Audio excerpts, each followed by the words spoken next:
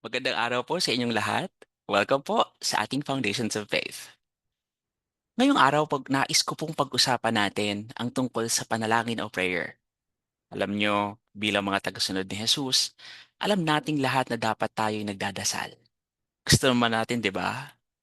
Pero aminin natin, madalas nagpe-pray lang tayo kapag gipit na o kaya pahapyaw lang sa gitna ng trabaho o gawaing bahay. Sa totoo lang, marami sa atin ang nahihiya. Piling natin hindi tayo marunong or unqualified tayo mag-pray. Nakikita kasi natin yung iba ang galing magsalita, ang tindi ng disiplina, ang habang magdasal.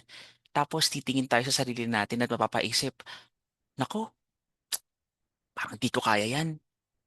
Kung ganyan ang nararamdaman mo, pareho tayo.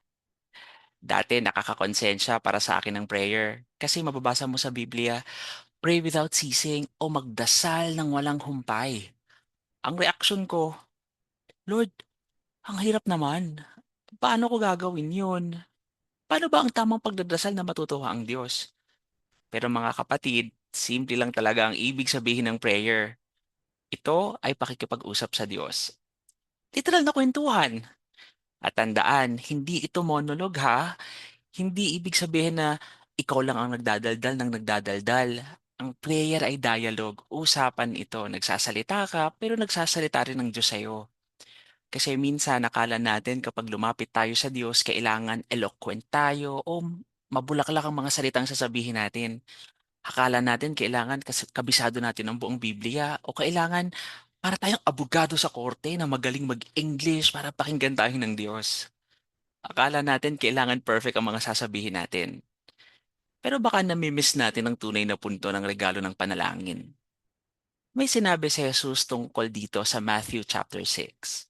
Sabi niya, kapag nananalangin kayo, huwag kayong tumulad sa mga mapagpanggap. Mahilig silang manalangin ng nakatayo sa mga sinagoga at sa mga kanto upang makita ng mga tao.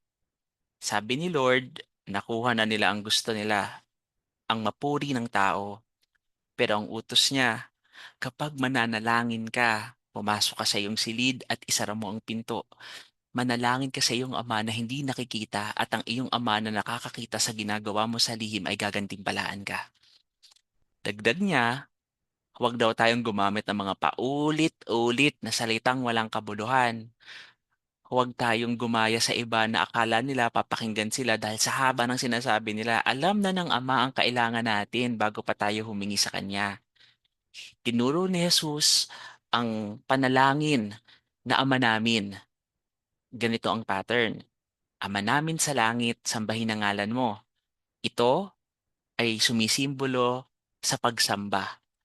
Sundin ang loob mo dito sa lupa para ng sa langit. Itong bahagi namang ito ay ang pagsuko sa gusto ng Diyos. Bigyan mo kami ngayon ng aming kakanin sa araw-araw. Ito ay ang paghingi natin ng tulong sa ating Panginoon. Patawarin mo kami sa aming mga kasalanan gaya ng pagpapatawad namin sa iba.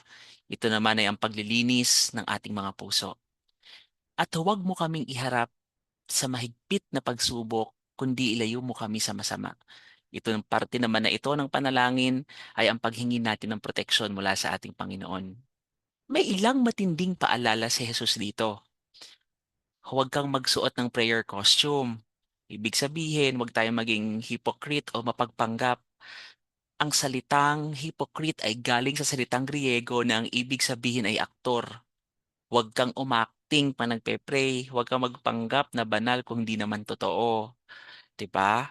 Huwag kang mag-English kung di ka naman komportable. Tanggalin natin ang maskara natin habang tayo ay nagdadasal. Pangalawa, kailangan nating pumunta sa ating secret place. Maghanap tayo ng lugar at oras na masosolo natin ang Panginoon. Kahit sa sulok ng bahay, sa ilalim ng puno, ito ang pinakaimportante. Bigyan natin ng schedule ang pakikipagtagpo sa Diyos. Pangatlo, tayo ay manalangin sa Ama. Sabi sa John 12, manalangin tayo sa Ama sa pangalan ni Jesus. Maging tapat tayo. Sabihin natin sa Kanya ang laman ng ating mga puso, pati yung mga kasalanang nagawa natin at hayaan natin kausapin niya rin tayo. Ang sekreto ng panalangin ay hindi sa pagpupumilit na bumaba ang Diyos para pakinggan tayo.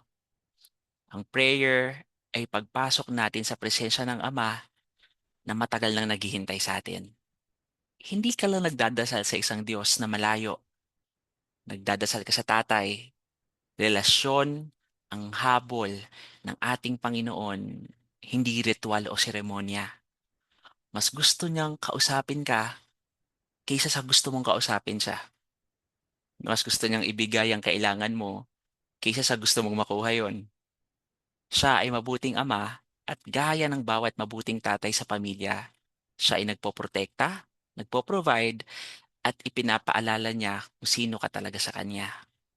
Kaya mga kapatid, nagkakaproblema lang naman tayo kapag pinapahirapan natin ang mga sarili natin eh. Kapag nagpapanggap tayo, itapon na natin yan. Pumasok tayo sa presensya ng Diyos.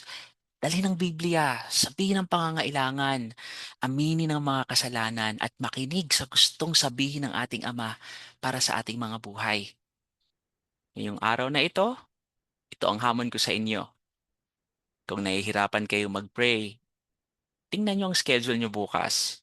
O kahit mamaya, bago kayo matulog, humanap ng pwesto, kausapin ng Diyos. Ilabas nyo ang inyong mga sakit, ang inyong mga problema, ang inyong mga sablay sa buhay. Magbasa ng Biblia at manahimik para makinig sa Kanya. Subukan nyo na ito at makikita nyo kung paano magbabago ang takbo ng inyong buhay at relasyon sa ating Diyos.